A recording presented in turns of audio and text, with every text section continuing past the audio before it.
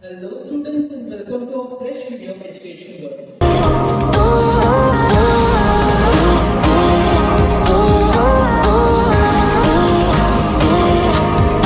Students, today as you're watching our thumbnail, we are going to start with a fresh chapter number 7, Human Settlements. ये जो chapter है आपके board examination में one of the most important chapter माना गया है।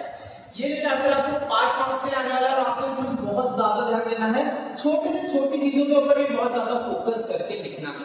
ये जो चैप्टर नंबर 7 है ये अपन पढ़ रहे हैं 10th स्टैंडर्ड के लिए।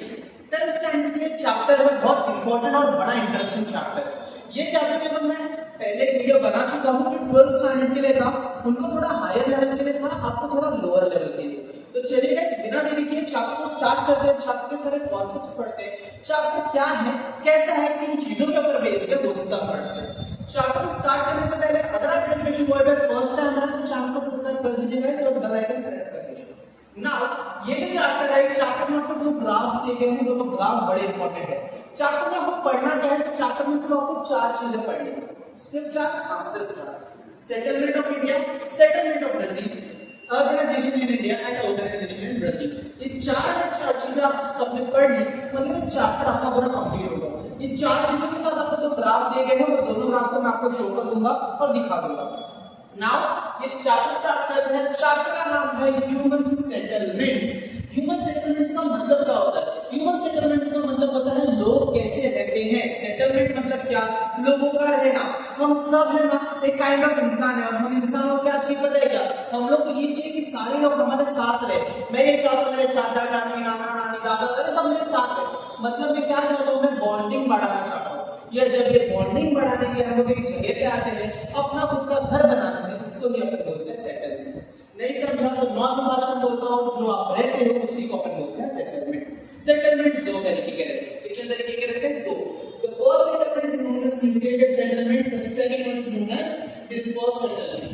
For example, एक एरिया है, ओके, इस एरिया में मेरा घर इधर है, फिर इधर बाजू वाले घर, बाजू वाले घर, बाजू वाले घर, ऐसे बहुत सारे घर इस एरिया में है।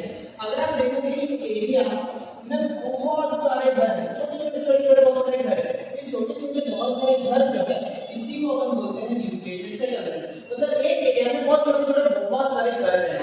मतलब यहाँ पर आप सिंपल भाषा में बोल सकते हो पॉपुलेशन क्या रहेगा यहाँ पर? मोर। पॉपुलेशन क्या रहेगा यहाँ पर? More. Now coming to the next point, dispersed settlement. ये डिस्पर्स्ड सेटलमेंट का मतलब सिंपल होता है, समझो फॉर एग्जांपल पहाड़ी इलाका है, ये पहाड़ी इलाका में ज्यादा पे रहता नहीं है, तो एक या दो ऐसे घर रहेंगे, एक इधर रहेगा, एक इधर रहेगा, एक या दो ही घर रहेंगे, कितने दूर दूर है वो भी। तो इसी को अपन बोलते हैं डिस्पर्स्ड सेटलमेंट। क्या बोलते हैं अपन? Dispersed settlement. नाउ ये दोनों अगर आपको समझ गया रहेगा तो आपका सेटलमेंट ऑफ इंडिया कंप्लीट हो गया है। वापस बता देता हूं, न्यूक्लिएटेड मतलब एक एरिया में बहुत सारे सेटलमेंट्स रहेगा और डिस्पर्स्ड मतलब बहुत लिमिटेड या बहुत कम सेटलमेंट्स रहेगा। Coming to our next point, अपने चैप्टर अपना नेक्स्ट पॉइंट का नाम है सेटलमेंट ऑफ इंडिया। इंडिया के सेटलमेंट्स की बात की गई। ये सब पढ़ने के लिए आपको टेक्स्ट बुक की जरूरत पड़ेगी। सो होप्स आप सब लोग टेक्स्ट बुक लेके बैठे रहोगे। टेक्स्ट बुक रहेगा तो ओपन कीजिए, आपको सारे पॉइंट्स आज मैंने आपके टेक्स्ट बुक में देखने को मिलेंगे। Now coming to our points, point number 1 बोलता है settlement pattern is based on climatic factors such as availability of water, climatic factors, availability of water, slope of land development. अच्छा, इंसान रहना कहां पर पसंद करते हैं? कोई बोले अगर मेरे को उस जगह पे रहना जहां पर भाई चलेगा 24 घंटे बारिश होने लग चलेगा, मैं रह सकता हूं।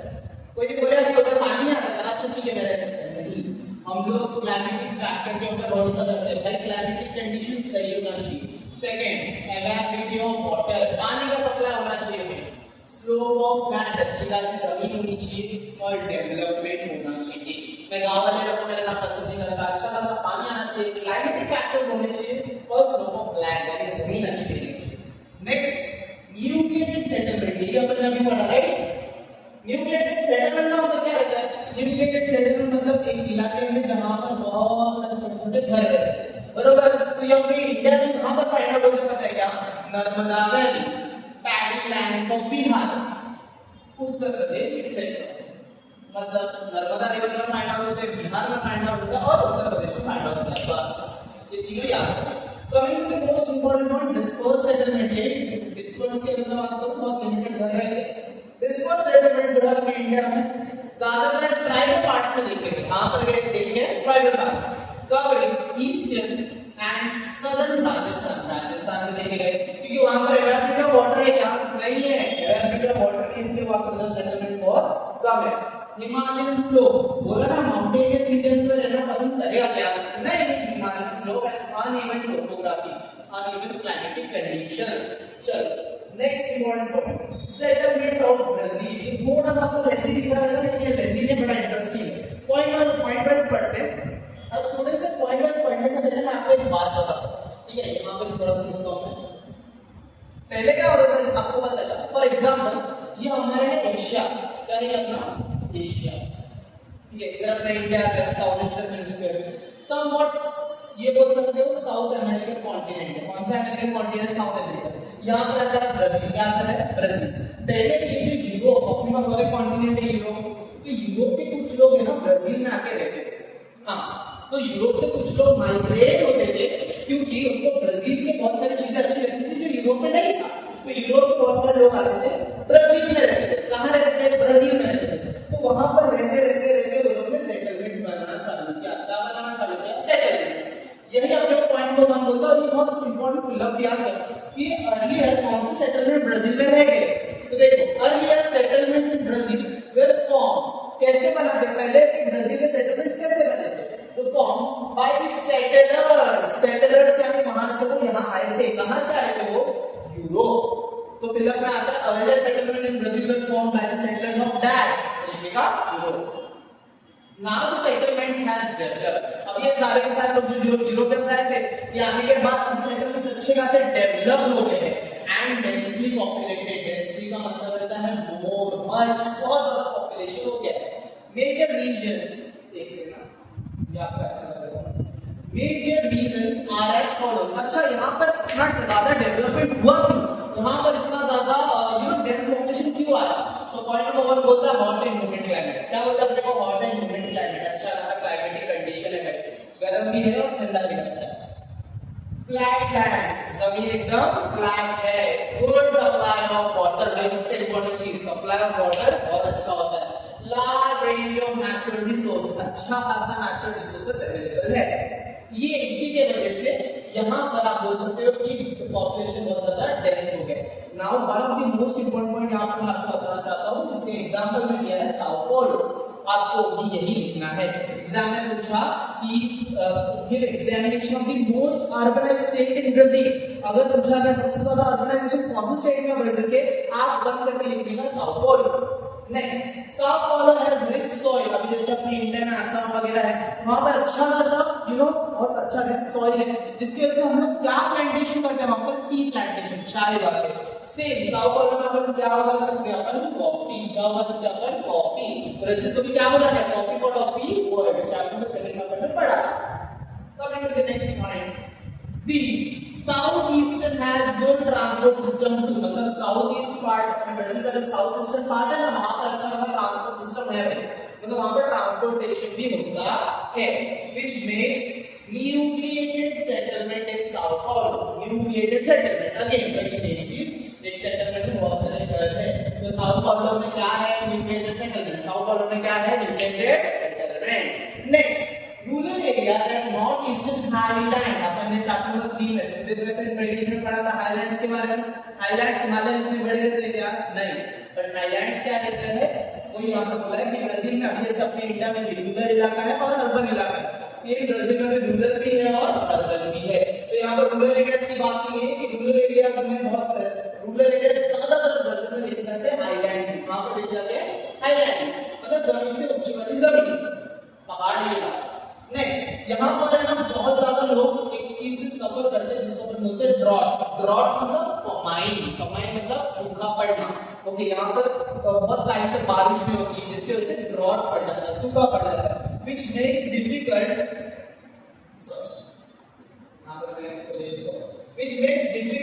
for agriculture। अब इसकी वजह से क्या हो जाता है? यहाँ पर एग्रीकल्चर करना बहुत ज्यादा मुश्किल हो जाता है। ना आगे बोला है सेटलमेंट स्पार्स है, यहाँ पर सेटलमेंट बहुत ज्यादा क्या है? स्पार्स है। नेक्स्ट पॉइंट पढ़ते हैं, सेटलमेंट स्पार्स का हमने पढ़ा। Next, settlement is fast as we move to the central part of the Brazil. Brazil के सेंट्रल पार्ट में क्या होता है, वहां पर भी आपको सेटलमेंट स्पार्स दिखेगा। भाई सर दो बार अपने स्पार्स पढ़ा, होता क्या स्पार्स? स्पार्स का मतलब रहता है, यहाँ पे मैं लिखता हूं लेस। स्पार्स मतलब कम, पॉपुलेशन बहुत कम है। ब्राजील के सेंट्रल पार्ट में जाओगे तो आपको पॉपुलेशन बहुत कम देखने को मिलेगा। क्यों? क्योंकि सेंट्रल पार्ट में है dense rain forest, Amazon rain forest है, वहां पर डेंस फॉरेस्ट है, क्लाइमेट अनइवन है, अनर्जी भाई हम लोग रह ही नहीं सकते। Limitation on use of natural resource, अच्छा खासा नेचुरल रिसोर्स भी नहीं है। चौथा बोला है पोअर ट्रांसपोर्टेशन, लेकिन अच्छा खासा ट्रांसपोर्ट सिस्टम भी नहीं है। डेंस फॉरेस्ट है, वहां पर ट्रांसपोर्ट सिस्टम अच्छा होगा ही। Next, urbanization in India. Urbanization in India, India में अर्बनाइजेशन कैसा होता है? Now listen carefully what I mean to say. Urbanization का मतलब होता है, ध्यान से सुनना है, यहां पर अपन अर्बनाइजेशन पढ़ रहे हैं। अर्बनाइजेशन का मतलब होता है development in rural areas to convert या to transform into urban area. जैसे गांव वाले इलाकों में अपन डेवलपमेंट करते हैं ताकि वो अर्बन इलाकों में कन्वर्ट हो जाए।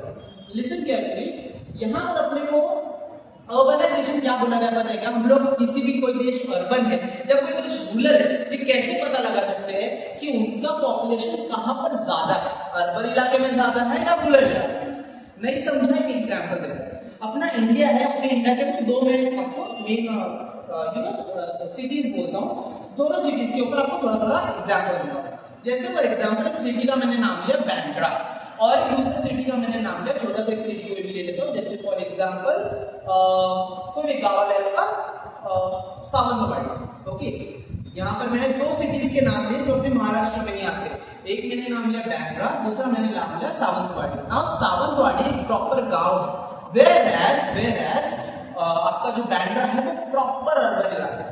अगर 100 लोग बैंड्रा में रहते हैं और 40 लोग सावंतवाड़ी में रहते हैं, तो यहाँ पर मैं क्या बोलूंगा, अपने देश में अर्बन सेटलमेंट ज्यादा है, क्योंकि ज्यादा कहां पर सेटल्ड है, अर्बन इलाके में, अच्छे इलाके। अगर इसी का उल्टा होता तो मैं इसको अर्बन नहीं बोल सकता। जैसे 100 लोग अगर रूरल एरियाज में रहते और 40 लोग बैंड्रा में रहते तो मैं इसका उल्टा बोलता, मैं बोला अपना देश अर्बनाइजेशन या अर्बन इलाके में नहीं आता, अपना देश आता है रूरल इलाके में। बट यहाँ पर मैं कैसे काउंटिंग किया, मैं देखा कि कितने परसेंटेज ऑफ पॉपुलेशन अर्बन इलाके में है, बस ये आपको समझ गया तो ये सब समझ गया। ओके, रिपीट वंस अगेन, अगर आपको क्षेत्र में बता देता हूँ, अपन देखते हैं कि अपना कितना परसेंट ऑफ पॉपुलेशन अर्बन इलाके में सैचुरेटेड है। ध्यान से सुनना, पॉइंट नंबर 1, यहाँ पर आपको एक ग्राफ दिया रहेगा, मैं ग्राफ आपको स्क्रीन पे शो कर दे रहा हूँ। ग्राफ देखना जरा, ग्राफ अगर आपने देख लिया रहेगा तो ग्राफ अगर आपको देख के समझना है, ग्राफ के ऊपर अपन बात में स्टडी करेंगे ना। ये ग्राफ को अगर मैं हटाता हूं, यहां पर मैंने पूरे ग्राफ देख के आपको पॉइंट लिखने को लिखा है, इसलिए मैंने यहां पर लिखा the level of organisation in India in 2011 2011 के हिसाब से। अगर आप देखो जरा ग्राफ को 2011 के हिसाब से देखोगे तो अपना अर्बन पॉपुलेशन ऑलमोस्ट 31.16% था, जो क्वाइट लो मतलब कम है। ओके, टू डेवलप कंट्रीज, अच्छा से डेवलप कंट्रीज के हिसाब से अपना पॉपुलेशन बड़ा कम है भाई। नेक्स्ट बोलता है at the same time the urban population increasing and emerging a new town plays a significant यानी important role on the growth of urban population.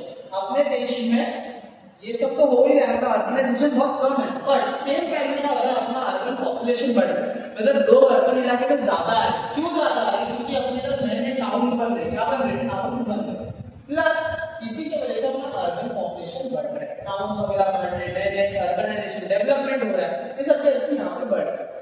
Urbanisation मोर, ध्यान से सुनना इस सेंटेंस का, urbanisation more in southern part more than the northern part. अपने India के बारे में बोल रहा है, अपने इंडिया में सबसे ज्यादा अर्बनाइजेशन साउथ पार्ट में है, नॉर्थ पार्ट से भी ज्यादा अर्बनाइजेशन कहां पर है, साउथ पार्ट में। ध्यान से सुनना, लिसन केयरफुली, नॉर्थ पार्ट से ज्यादा अर्बनाइजेशन कहां पर है, साउथ पार्ट में। एग्जाम में फिलअप क्वेश्चन आता है, that the most urban state, तो लिखने का Goa is the most urban state with 62% population living in urban area. Goa जो है, गोवा में गांव भी है और अर्बन भी है, लेकिन 62% पॉपुलेशन कहां पर रहते हैं, अर्बन इलाके में। इसलिए गोवा को क्या बोला गया है, गोवा को क्या बोला गया है, Goa is the most urban state. Next, Delhi की बात की है, किसकी बात की है, Delhi is the most urban state, जहां पर 80% लोग किधर रहते हैं, अर्बन इलाके में। किधर रहते हैं, अर्बन इलाके में। अभी दो आपको डिफरेंशिएट करके दिए कि अर्बनाइजेशन कौन सी जगह पे ज्यादा है और कौन सी जगह पे कम है। तो कौन कौन सी जगह पे ज्यादा है? तमिलनाडु, महाराष्ट्र, केरला, गुजरात, यहाँ पर अर्बनाइजेशन ज्यादा है। हिमाचल प्रदेश, जम्मू एंड कश्मीर, उत्तराखंड, बिहार, यहाँ पर अर्बनाइजेशन कम है। बस इतना ही है आपको अर्बनाइजेशन इन इंडिया में। आप टेक्स्ट बुक भी खोल के देखो, आपको इतना ही पॉइंट्स मिलेंगे। बस अभी आपका जो नेक्स्ट एक पॉइंट है, ये आपका चैप्टर का लास्ट पॉइंट। बस यहाँ पर चैप्टर आपका ऑलमोस्ट खत्म हो गया, ऑलमोस्ट ही पूरा ही खत्म। ये टॉपिक का अपना नाम है अर्बनाइजेशन इन ब्राजील। ब्राजील के अर्बनाइजेशन की बात की है, इसके अर्बनाइजेशन की बात की है students, Brazil. Now listen carefully what I need to say, point wise जाएंगे और पॉइंट वाइज पढ़ेंगे। ये जो पॉइंट्स मैंने लिख के दिए ये मोस्ट इंपोर्टेंट पॉइंट्स हैं और आपको ये सबको पढ़ना ही पढ़ना है, कवर करना है, इंपॉर्टेंट है। लिसन केयरफुली, पॉइंट वाइज जाते हैं। पॉइंट नंबर 1 बोलता है Brazil is the few developing country which is highly urbanised. Brazil उन देशों में से है, उन चुनिंदा देशों में से है जिसमें अर्बनाइजेशन बहुत ज्यादा होता है। ब्राजील में अर्बनाइजेशन बहुत ज्यादा है, इसीलिए हमने पॉइंट बोला है मोस्ट इंपोर्टेंट फॉर फिलर। इसलिए मैंने थोड़ा अलग कलर से भी लिखा है। Today 86% of Brazil population lives in urban इलाका, अर्बन एरियाज। 86% से ज्यादा लोग अर्बन इलाके में रहते हैं। मतलब तुम लोग सोच सकते हो कितना ज्यादा अर्बनाइजेशन हो रहा है ब्राजील में। नेक्स्ट पॉइंट बोलता है, ये पॉइंट बहुत सारे बच्चों को देख सकते हो, इसलिए मैं यहाँ पर क्लियर कर रहा हूँ। Definition of urban is not clear in Brazil. अभी ब्राजील में ये तुम लोग ये नहीं बोल सकते कि भाई अर्बनाइजेशन या अर्बन क्या होता है। क्यों? क्योंकि नीचे वाला point, urbanisation happened in south and south east part. South वाला है मेजर, अर्बनाइजेशन ज्यादा कहां पर हो रहा है? साउथ में हो रहा है, साउथ में हो रहा है और साउथ ईस्ट पार्ट में हो रहा है। और एग्जांपल के तौर पे अगेन मैंने बोला ना सबसे ज्यादा अर्बनाइज्ड स्टेट ब्राजील का साओ पाउलो, तो साओ पाउलो में बहुत ज्यादा इंडस्ट्री पर डेवलपमेंट हो रहा है। नाउ गवर्नमेंट इसलिए क्या बोल रहा है? गवर्नमेंट इस चीज को बहुत ज्यादा प्रमोट कर रहा है। Again clear question, government is promoting dash in Brazil. तो ब्राजील में गवर्नमेंट क्या प्रमोट कर रहा है? गो वेस्ट पॉलिसी, गो वेस्ट पॉलिसी, गो वेस्ट पॉलिसी। गो वेस्ट पॉलिसी का मतलब रहता है वेस्ट में जाके अभी रुक जाओ या वेस्ट में अपनी सेटलमेंट बनाओ, क्योंकि वेस्ट वाला पार्ट ऐसा ही पड़ा है। वहां पर जाके सेटलमेंट बनाओ, वहां पर डेवलपमेंट होगा, वहां पर सोसाइटीज बनेगी। तो वहां के लिए गवर्नमेंट क्या प्रमोट करेगी? Go west policy which will reduce pressure on few area. मतलब एक ही इलाके में जो बहुत सारे लोग रहते हैं ना, वो प्रेशर कम करेगा, प्रेशर क्या करेगा? वो कम करेगा।